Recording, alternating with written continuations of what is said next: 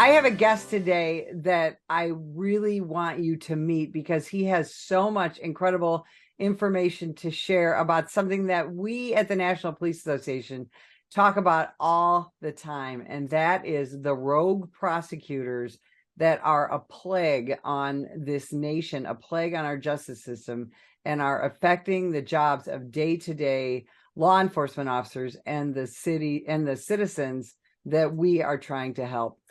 Cully Stimson, welcome to the program. Betsy, thanks for having me. It's an honor. So, Cully, you are you're a Navy veteran. You are a former prosecutor on multi levels. Before we talk about the Heritage Foundation, tell us a little bit about your career. Well, sure. I, of course, went to law school, and then I joined the Navy JAG Corps, where I was a prosecutor in San Diego, and then I was a chief defense counsel in Europe during the Bosnia-Herzegovina War. Then I got out and became a local prosecutor in San Diego. I married a prosecutor who was a deputy DA in the San Diego DA's office. And then we moved back east, and I was a homicide prosecutor in Maryland for a while. And eventually I became an assistant United States attorney handling violent sex crimes and homicides here in the District of Columbia. And there was no lack of work to do in any of those jobs. Yeah, right. So we at the National Police Association, we're big fans of the Heritage Foundation and all the good work that you do. Talk about heritage and what you do for this country. Heritage was founded in 1973 as a public policy educational foundation. In DC, they call it a think tank. And we're an idea factory for Congress, not only at the federal level, but at the state level and governors. So we have a domestic policy side and a foreign and defense policy side. We write papers. We testify in front of state legislatures on the Hill and the House and Senate side. We do a lot of TV and radio. We're educators, and we're trying to convince people that our policy solutions will make their lives better. And in fact, I think in the places where they've been implemented, they have made lives better. Yeah, absolutely. So we have, honestly, since really for the last 10 years, we have really this scourge of George Soros installed radical prosecutors across this country that are negatively impacting our entire justice system and quite frankly, negatively impacting our citizens. Talk about the book that is coming out and why you decided to focus on these radical prosecutors. Well, one of the reasons that I started writing about this topic almost 4 years ago now, Betsy, is because my colleague, Zach Smith, and I, who were the co-authors of this book right here, Rogue Prosecutors, How Radical Soros Lawyers Are Destroying America's Communities. We've had the privilege of being prosecutors. He was a federal prosecutor like me. I was a criminal defense attorney. I was a judge for 5 years in the Navy. We believe in the rule of law. We believe in the presumption of innocence. We believe that victims have rights, that police and law enforcement should be respected, that bad apples should be weeded out. And what we saw back in 2019, Betsy, is that this rise of these Soros bought and paid for or inspired rogue prosecutors was really upending the criminal justice system as we know it. And we know, especially your listeners, that violent crime and crime rates have been going down dramatically for the last 30 years. And that didn't happen by accident. It happened because the 2,300 elected DAs around the country and the 18,000 police departments around the country and all the stakeholders in the criminal justice system worked together at the peak of the last crime wave in 1992 to say, you know what, we got to figure other creative ways to drive down crime. Part of that was increasing punishment. Part of that was sentencing people to long periods of time. But it was also creating specialty courts. I've worked in domestic violence court, drug court, family justice centers, veterans courts, and thousands of different alternatives to incarceration that would create a carrot and stick approach to have people realize the error of their ways and then work to get back on to a life of prosperity. And so just as crime rates have been going down for 30 years dramatically, incarceration rates have been going down dramatically since about its peak in 2007 or 8. And so when you run into a movement which is really well funded because of George Soros and Carrie Tuna and Dustin Moskovitz and other tech billionaires that believe, one, the entire criminal justice system is systemically racist. Of course, that's just wrong. And that the only way to fix the problem, there's no problem, is to, quote, reverse engineer and dismantle the criminal justice system as we know it. Those are their words, not mine. And so what do? They install pro-criminal, anti-victim zealots. And they have a whole series of policies which we'll talk about. And so we coined the term rogue prosecutor back in 2019. And I'm glad folks are picking up on it. And we've done a lot of writing about it. And now we have this book coming out. We'll be at the National Sheriff's Association annual convention. Hopefully we'll be at the FOP annual convention in Vegas and other state law enforcement associations around the country as we roll out our book and talk about it for the next year or so. But, you know, there's about 74 or 75 of these Soros bought and paid for rogue prosecutors out of 2,300. But when you look at the jurisdictions where they sit and you look at the populations which they serve, which they're not serving them at all, that's over 60% of Americans. And so their radical pro-criminal policies are harming the very people they care the most about or pretend to care the most about. And law enforcement and victims are getting the shaft big time. This pendulum is starting to swing back. I wish our book was out a few months ago. But our book talks about the 8 worst big city rogue prosecutors out there. And I'm sure we'll get into that. So I was a cop for 29 years and the first thing you do as a police officer is raise your right hand and swear an oath to the Constitution. You can't be a police officer or a prosecutor or an attorney in this country and not believe in the rule of law, not believe in a justice system that not only prosecutes people who are accused of crimes, but provides a rigorous defense for those people accused of crimes. I mean, it's meant to be this two-sided system. Everybody no matter how horrible they are, what horrible crime they committed, deserves the best defense. And yet, there was a prosecutor in Cook County, Illinois, that just resigned a few weeks ago, sent an email and made it public and said that in a place like Cook County, Illinois, where the prosecutor there is Soros-installed Kim Foxx, he said, we have become de facto attorneys for the defense. So talk about that. Yeah, you're right, Betsy. Look, our system of justice, although not perfect, is the best in the world. And it's the best in the world because of our common law heritage and the improvements we put and layered into the system over the decades and 2 centuries of our country's existence. The presumption of innocence, the Fifth Amendment right against self-incrimination, the Sixth Amendment right to a speedy trial, the Eighth Amendment right against cruel and unusual punishments, due process, equal protection of law.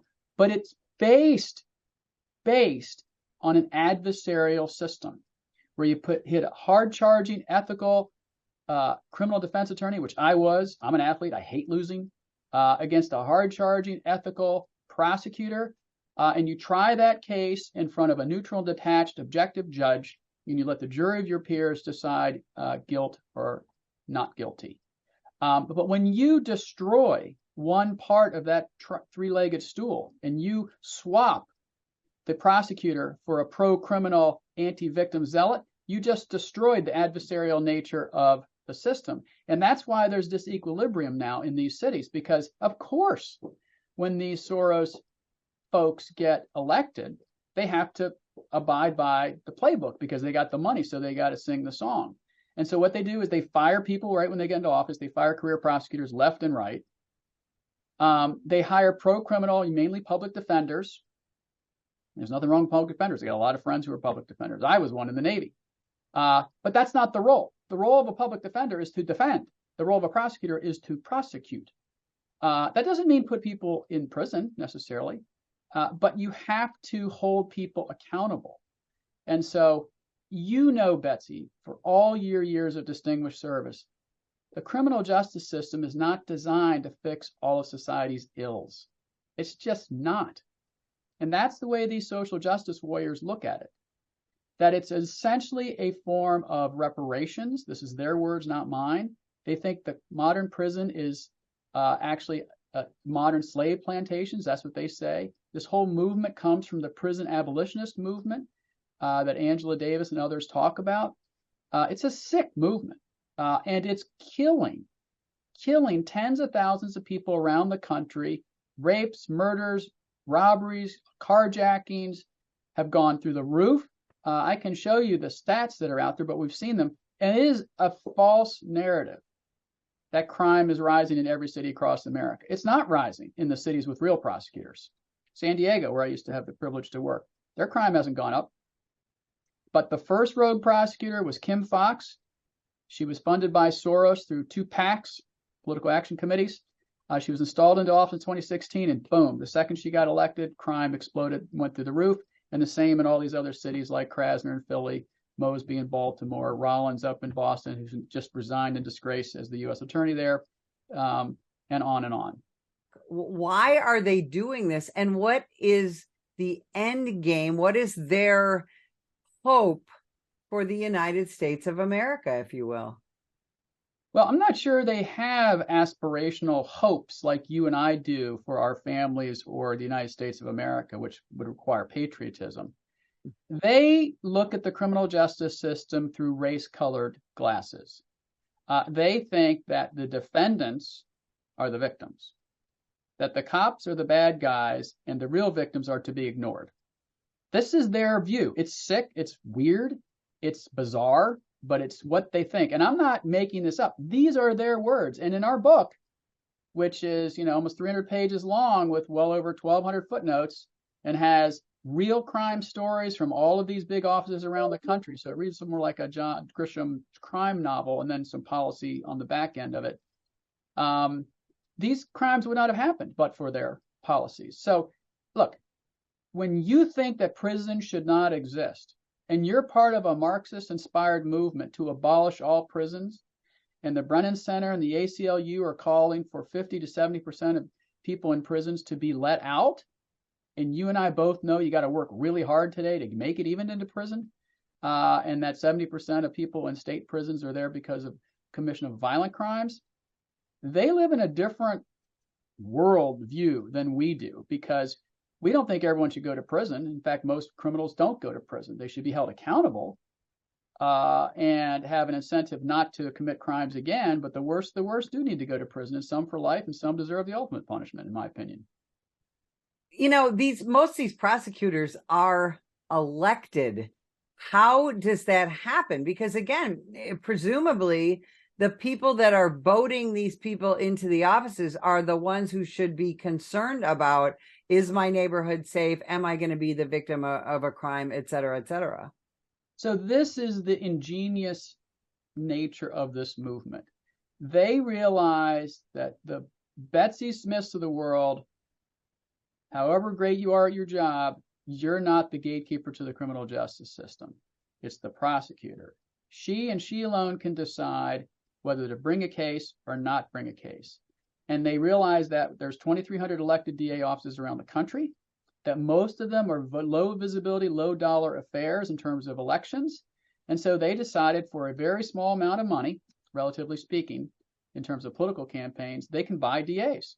And so when a local DA race in a secondary or third size market county is, $10,000, $15,000, $20,000 race, and they pop $200,000, $300,000, $400,000 in to a public defender to run for DA, boom, that person gets elected. And so, just like we learned during the pandemic that who you vote for your local school board really matters in terms of the education of your kid, who you vote for DA directly affects your public safety privilege. And I'm glad you said that, because I think a lot of people don't really understand that I, as a police officer, I can arrest every bad guy in my city, but I'm not the one who takes that case before a judge or a jury. I'm not the one that even decides if it goes to court. Can you explain that to people? Yep. So, prosecutors decide ultimately, you make a case. You bring it to me. I'm the deputy. I'm the DA on duty. You bring it to me in the bowels of the courthouse or in my office on Saturday morning or whatever morning it is that you show up in my office. You lay out the predicate facts. You lay out the evidence that you have developed to date, which is not a full development, but you have probable cause, etc. I'm going to decide, not you. I'm going to decide whether to file charges. I'm going to decide whether to take that to the grand jury. I'm going to decide whether you are credible, whether the evidence was collected in accordance with the Fourth Amendment right against unreasonable search and seizure, whether you violated his Fifth Amendment rights. I'm the gatekeeper. You're an important player. You're the arresting officer or the investigating officer, but I get to decide. And when you hire pro-criminal zealots, they're not going to take the cases. And when you hire a Soros bought and paid for rogue prosecutor who waves her regal wand and says, all of these misdemeanors, we're not prosecuting any of them. Most of these felonies, I'm going to force my deputy DAs to water down to misdemeanors. It has a devastating impact, not only on public safety, because crime goes up, but on the cops, because why are you going to put your life on the line? Why are you going to make that arrest? You know, the guy walks into a Rite Aid or a CVS in San Francisco, steals $939 worth of stuff, walks out the front door. Are you going to show up and arrest that guy? Of course not, because the DA is not going to file charges because it's only a misdemeanor. Yeah, you're absolutely right. And one of the things that we've seen with some of these rogue prosecutors, Marilyn Mosby comes to mind, during the Freddie Gray case, you know, when she decided to indict to charge those police officers, she got instant celebrity that we really hadn't seen before on a national level. All of a sudden she's on stage with Beyonce and she's on stage with Barack Obama. And there's an extraordinary temptation, isn't there, for some of these prosecutors to forget their oath of office? Oh, yeah. We have 8 specific chapters on 8 specific rogue prosecutors. Marilyn Mosby has her own chapter because she's such a special needs case. She was grossly incompetent. She, of course, lost her primary, thank God, a few months ago against Ivan Bates, who's another Democrat, but he's a law and order guy, and he's trying to, clean up the mess that she left. But, when you're a nobody and the Soros machine comes to you and says, hey, we'll plop you into office, you use all these feel-good words like reimagine prosecution and mass incarceration and all this other blather, you all of a sudden like, hey, whew, all right, I'm ready to go. And you have this whole network, Fair and Just Prosecution, which is neither fair nor just, a Soros front group that brings you in, wine and dines you, takes you to swanky vacations in Europe, a safari in Africa where she went, which we have pictures of in our book. You think, man, I've arrived. This is awesome. So they have a lot of these kumbaya feel-good conferences that tell them how not to do their job, but how to talk about it in ways that convince the liberal voters in the cities that they're reimagining and they're reforming justice. But to your earlier question, which I didn't answer, why are these people voting for them? They're voting for them because, 1, people don't pay attention to DA races. 2, the ones that they do, they pay attention to the ones that have the most advertising. 3, they're armed with really good, poll-tested, feel-good language that talks about reform. Who isn't for reform? That talks about, over-incarceration of black people. Well, I'm not sure there is any over-incarceration. I think there's actually an under-incarceration of most criminals if you look at who's actually serving the time, regardless of their color. But that passes muster. Now, I said that the pendulum's swinging back, and it is. The voters in San Francisco, hardly a Republican among them, booted Chesa Boudin from office in a special recall because they'd had enough. They've had enough of the theft, the rape, the robberies, the stores downtown closing, leaving. Kim Foxx, the first Soros rogue prosecutor, was essentially forced not to run again and had to announce it.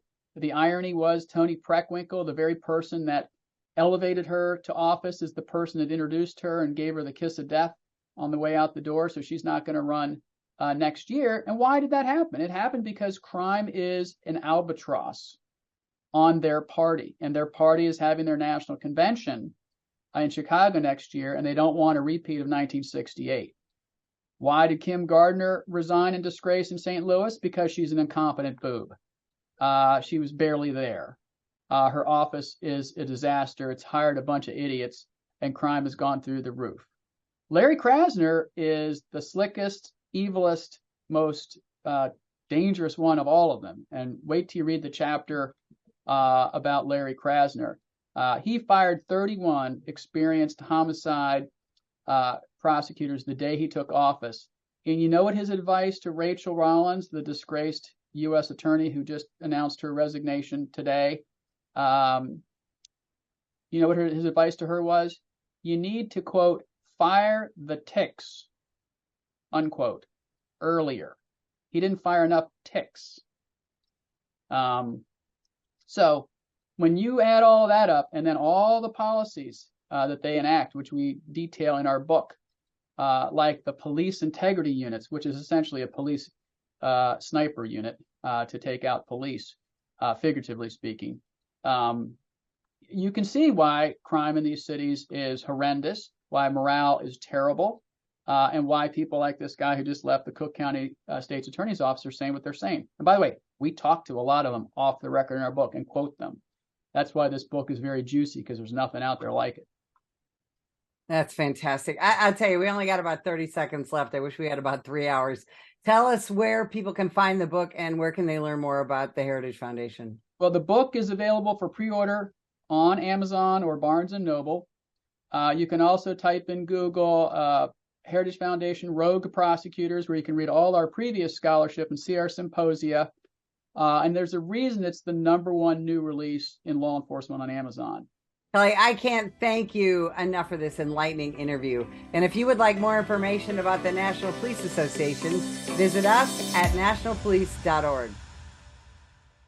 Ma'am, put the gun down! Put the gun down! Last year, law enforcement officers were involved in hundreds of thousands of use of force incidents. A use of force incident is when an officer must use nonverbal tactics to gain control of a dangerous situation. Put the knife on the ground. In many cases, officers have no choice but to use force when a suspect doesn't comply with a lawful order. Use of force is always ugly. No one likes it, especially police officers. Together, we can help de-escalate these dangerous encounters. Help police officers by complying with their lawful orders. Don't attack, attempt to disarm, or flee from an officer. Use of force is an officer's last option. Most incidents can be avoided by not resisting arrest. If you feel you've been wrongfully detained by a police officer, then seek a legal solution after the encounter has been resolved. Let's keep everyone safe. Comply now and complain later.